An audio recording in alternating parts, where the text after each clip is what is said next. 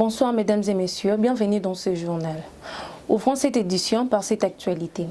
Le district de Tchangou a vibré au rythme de la DIPRO jeudi 13 juillet 2023. Le candidat député national du district de Tchangou pour le compte de la première plateforme politique électorale de l'opposition républicaine, la dynamique progressiste révolutionnaire DIPRO en sigle, ont déposé avec brio les dossiers de candidature de ces 19 députés au bureau de réception et traitement de candidature de la CENI installé à Massina. Accompagnés de leur base, les candidats députés nationaux de la DIPRO du district de Tchangou ont déposé jeudi 13 juillet 2023 le dossier de candidature au bureau de réception et de traitement de candidature qui se trouve à Massina. Annoncé lors de la conférence de presse tenue au début de ce mois à son QG, la DIPRO va déposer 450 candidatures à la députation nationale.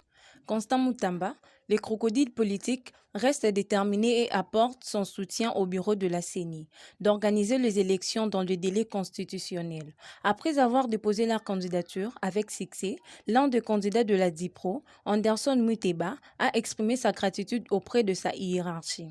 Remercier le Seigneur d'abord qui nous donne le souffle de vie et je dis merci à Maman Kipamvita, Suzy Badjogo, la femme exceptionnelle. Vous voyez vous-même, vous voyez de vous-même. Et d'ailleurs, je dis merci à la présidente nationale pour avoir placé sa confiance en moi. Parce que ce n'était pas facile, comme vous pouvez le constater. Et je dis un mot aussi à mon président Constant Moutamba de la DIPRO. C'est tout à fait normal, je suis le coordonnateur Anadek Tchangou.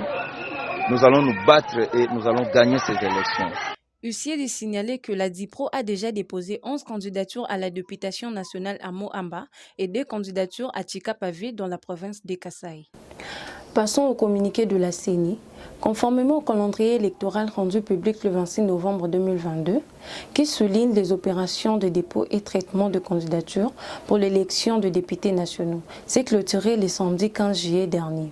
Cependant, la Commission électorale nationale indépendante a constaté le multiples défis auxquels les différentes parties prenantes sont confrontées, entre autres la constitution de leur dossier de candidature, les difficultés logistiques.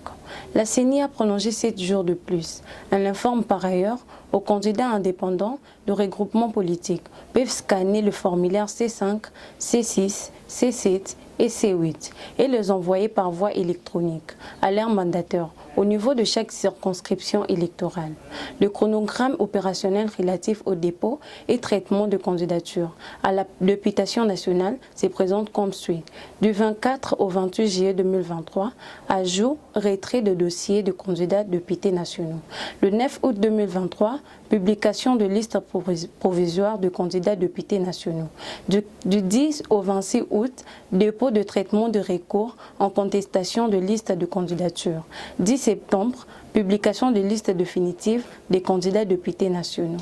Deuxième édition du tournoi de football Kitambo Elengi qu'organisent Moïse Mouchiga et Moïse Matala, le décadre de l'FDC de professeur Modeste Bahati Lukwebo.